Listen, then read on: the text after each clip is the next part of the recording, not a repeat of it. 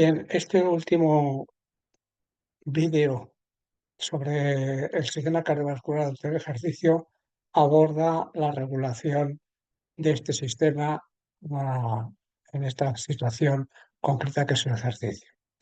Primero que hay que decir es que lo que hemos visto hasta ahora, que hemos dividido al sistema cardiovascular en la acción de la bomba, la acción de los vasos arteriales, la acción de la microcirculación y del retorno venoso por separado, pues en este caso lo que hay que hacer, obviamente, es agruparlos, como hemos hecho en el primer vídeo, puesto que el sistema cardiovascular no diferencia entre sus componentes, corazón y vasos, sino que actúa sobre ambos a la vez. Entonces, los mecanismos de regulación intervienen sobre cada uno de los factores de la ecuación general, sobre la presión arterial, sobre las resistencias periféricas totales y sobre el gasto cardíaco. Esta acción de los centros pues, permite casi una regulación, digamos, casi perfecta en cualquier situación. Bien, los principales centros de regulación se encuentran en el bulbo raquídeo, como ya algunas veces lo hemos podido decir, ¿no? El tronco cerebral, que está formado por el mesencéfalo, protuberancia, bulbo raquídeo, y luego ya a continuación viene la médula espinal, pues se ha demostrado desde hace ya muchísimo tiempo que el bulbo raquídeo es la zona del tronco cerebral que integra todas las señales, en este caso de origen cardiovascular. Ah, Bien, entonces aquí tendríamos un esquema simple en el cual pues tenemos a los centros, a los receptores que envían información al bulbo raquídeo, en concreto a los núcleos de recepción de la información, y esos núcleos de recepción de la información están en relación con los núcleos de ejecución que a través del sistema nervioso vegetativo sobre la médula espinal de los segmentos correspondientes actúa sobre el corazón y sobre los vasos. Y también a través de la médula espinal, que también actúa sobre el corazón y los vasos. Entonces es un esquema sencillo en el cual tenemos la información procedente fundamentalmente de receptores muy cercanos a la salida del corazón y por tanto que detectan presión, unos núcleos que recogen esa información y que están en relación con los núcleos que lo ejecutan y finalmente la información ya ejecutada por la vía del sistema nervioso vegetativo, tanto el parasimpático como el simpático. Bien, la forma de operar de los centros de regulación está enfocada a mantener, puesto que, como ya sabemos, hay una oscilación de la presión arterial durante la sístole y durante la diástole, pues se vería en un compromiso, por decirlo así, los centros de regulación a cuál atender. Entonces, para lo que están diseñados los centros es para que la presión arterial media se mantenga constante. Aquí lo que hemos hecho es despejar la presión arterial media, que sería igual al gasto cardíaco por las resistencias periféricas totales. Entonces, por lo tanto, la variable dependiente no es Q, como ordinariamente se pone, sino que es la presión arterial media. Entonces, ¿cómo operan, no, estos centros? Estos centros operan primero que procesan la información de salida de la presión media, se entiende, que los centros de control desconocen el momento del ciclo, simplemente saben, y los momentos del ciclo es una cuestión, pues si se quiere decir, de comprensión de lo que ocurre en el corazón, pero que a fines de regulación, repito, le da igual si está en sístole o en diástole, puesto que lo que necesita es regular la presión arterial media. Los centros de ejecución operan justamente también sobre la bomba y sobre los vasos. Bien, y los centros de control operan simultáneamente sobre la distribución adecuada del flujo sanguíneo que está saliendo por el corazón, ¿vale? Y, y la integridad total de todo el organismo. Es decir, que hay algunos territorios que necesitan más en un determinado tiempo y otros que necesitan menos, como ocurre en el ejercicio, ¿no? Que necesitan mucha irrigación en los vasos musculares y menos, por ejemplo, en el digestivo y en el renal. Bien, vamos a las cuestiones prácticas, puesto que yo entiendo que, digamos, la parte de regulación es compleja y árida de entender, sobre todo si no se sabe nada del sistema nervioso. Y entonces, de todas las variables que hay, pues la variable que es más fácil de aplicar desde el punto de vista práctico es la frecuencia cardíaca.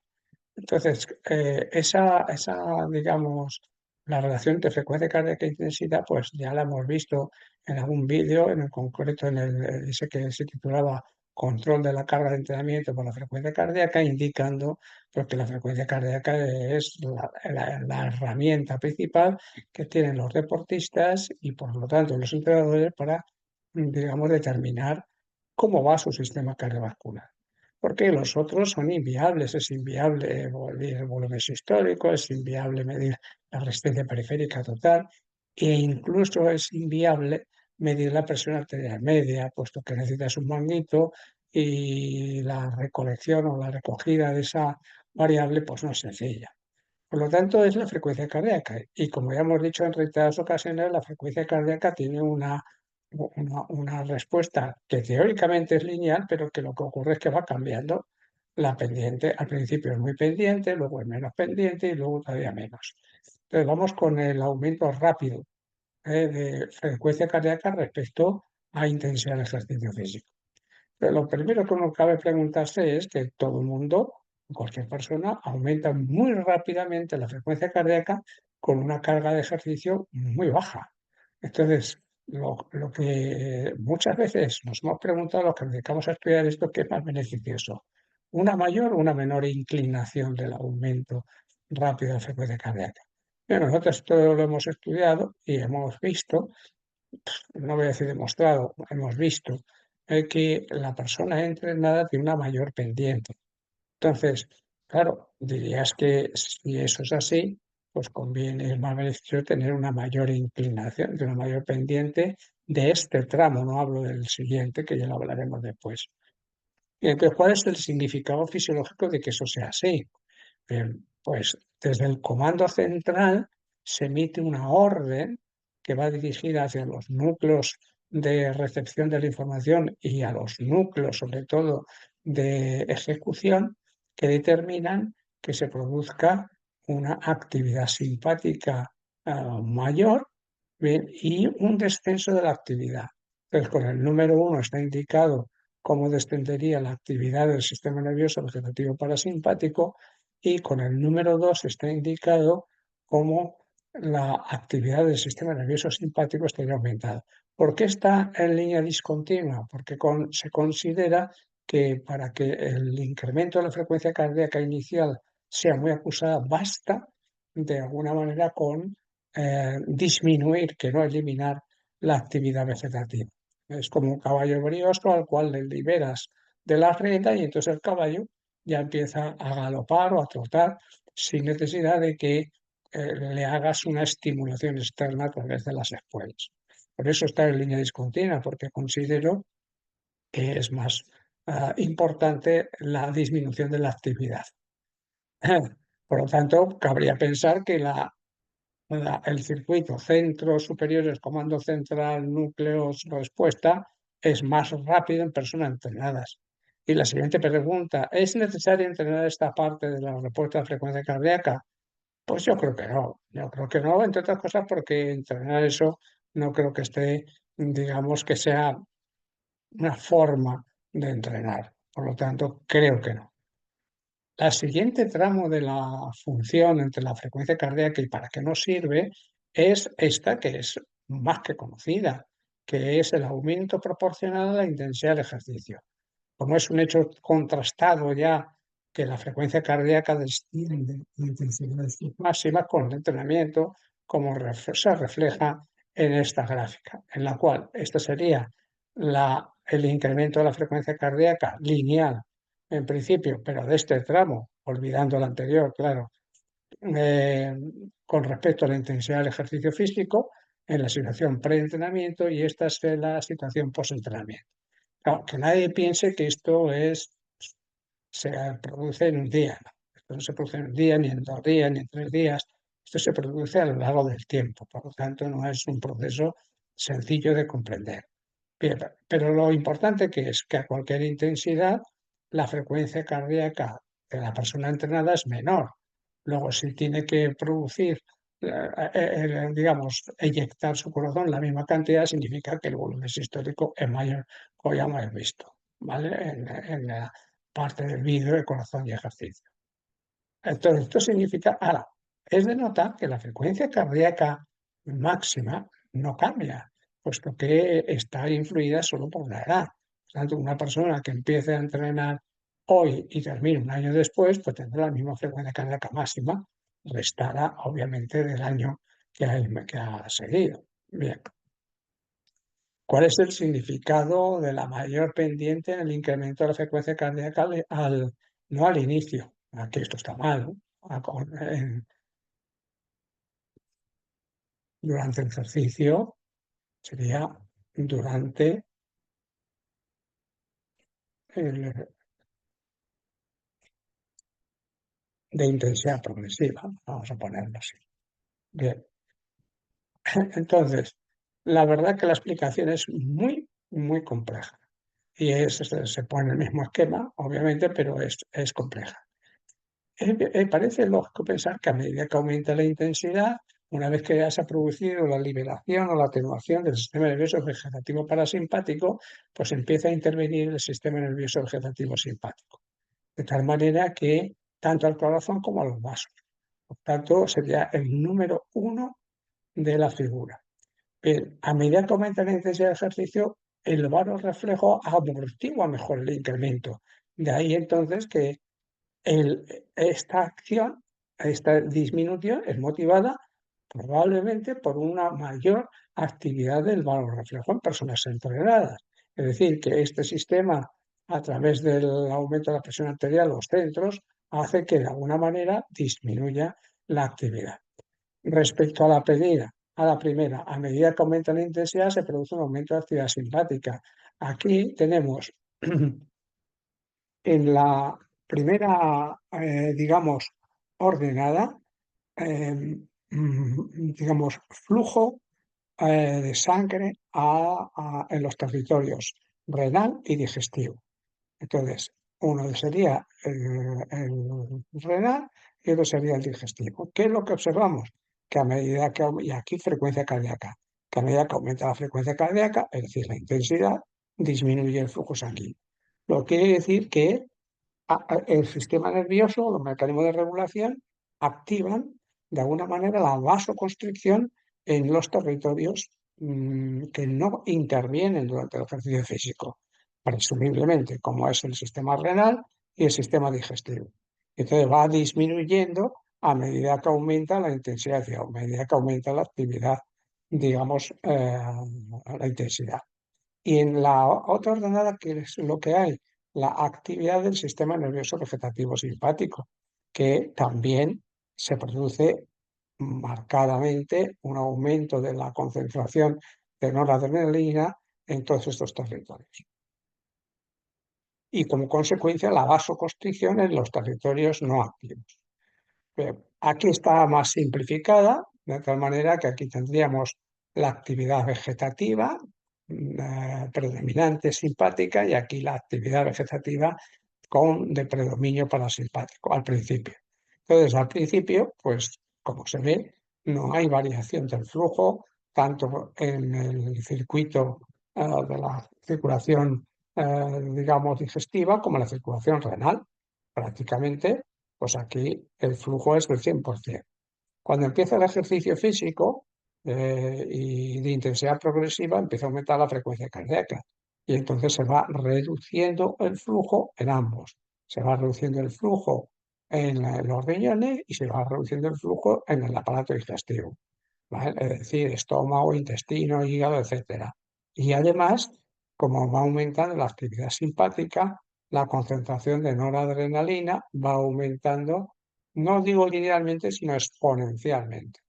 Por tanto, en reposo se mantienen los flujos renal y digestivo, mientras que en ejercicio disminuyen los flujos renal y digestivo para aportarle ese exceso de sangre al territorio muscular. Claro, porque aumenta el gasto cardíaco para aportar más oxígeno y nutrientes. Bien, ¿cuál es el significado del mayor incremento de la frecuencia cardíaca, en este caso el proceso de adaptación. Por lo tanto, habría que poner, pues, cuál es el significado fisiológico de la adaptación. Pasa muchas veces por copiar y pegar, que luego te metes te enfrascas y no y no le das. De la adaptación cardíaca, en este caso, al entrenamiento. Bien. Entonces, hemos visto en Corazón y Ejercicio, de una forma exagerada, cómo el corazón se hace más grande, es decir, aumenta el diámetro y además, aunque aquí no se muestre, pero en la imagen de allí sí, se hipertrofia. De tal manera que el volumen sistólico que pulsa es mayor cuando el sujeto entrenado que el sujeto desentrenado. Aumenta el volumen diastólico final y se reduce el volumen sistólico final. Consecuencia, como el volumen sistólico es la diferencia entre lo que llega y lo que se queda, pues aumenta el volumen sistólico. Bien, pero ¿esta adaptación que hace el corazón es dependiente del mecanismo de regulación? Pues en principio no. Es consecuencia de que se produce un estrés mecánico, digamos, en el corazón, a través de la distensión de las paredes y el aumento de presión existente. Y entonces eso lo detectan los miocitos cardíacos, que liberan una serie de moléculas que no vienen al caso y que hacen que se produzca el crecimiento celular, no en número, sino en el tamaño de los miocitos. Y como consecuencia, la adaptación cardíaca, hipertrofia e hipertrofia. Fíjense que por los estímulos son distensión y presión, distensión y presión. Por tanto, esto determina que, como hemos dicho, las mayores adaptaciones se produzcan en los ejercicios dinámicos es por estos dos fenómenos, por la distensión y la presión. Esta información es procesada indudablemente por los centros de información, le está llegando al circuito, digamos, una variación de presión determinada, que de alguna manera los centros de información y de ejecución aumentan la actividad parasimpática, por tanto disminuyendo la frecuencia cardíaca, que es lo que sabemos, que el entrenamiento produce un descenso de la frecuencia cardíaca de reposo. Bien. Y para finalizar, ¿qué ocurre al final? ¿Qué ocurre al final con este aumento lento de la frecuencia cardíaca respecto a la intensidad? Entonces, durante esa fase final de la frecuencia cardíaca aumenta, pero ligeramente. Entonces, así que la presión que tiene este prueba de esfuerzo sabe que de 175 más o menos hasta a lo mejor 195, que son 20 latidos, se tarda. Se tarda en conseguir, sobre todo, lógicamente, si el sujeto está, digamos, capacitado para aguantarlo, porque a veces pues no lo está. Bien, ¿esto qué es? ¿A qué se debe? Claro que el nodo sinusal, que es el que genera la frecuencia, pues tiene, por decirlo así, una limitación, es decir, una actividad máxima para despolarizarse y repolarizarse. Por lo tanto, esa actividad máxima determina una actividad eléctrica que es independiente de la actividad simpática. Pero claro, luego también el sistema nervioso vegetativo, que es el que está mandando impulsos continuos al nodo sinusal, también tiene una capacidad máxima que de alguna manera limita. Entonces, claro, hay una limitación intrínseca, es decir, en términos informáticos del hardware, es decir, de cómo está preparado el nodo sinusal a lo largo del tiempo, y una limitación extrínseca que sería de alguna manera consecuencia de la orden que se ejecuta o que se manda desde los centros de regulación cardiovascular por, digamos, coordinación del comando central y que constituiría de alguna manera el software. Por lo tanto, el sujeto llega a su frecuencia cardíaca máxima por dos cosas. Primero, porque el nodo sinusal alcanza, por decirlo así, su capacidad máxima. Y por otro lado, porque la máxima capacidad del sistema nervioso, pues también alcanza sus valores totales. Y entonces se va limitando de alguna manera porque entra en acción el sistema nervioso vegetativo parasimpático y entonces está frenando de alguna manera el que esto aumente más. Bien, pues con esto hemos terminado lo que sería digamos, el sistema cardiovascular.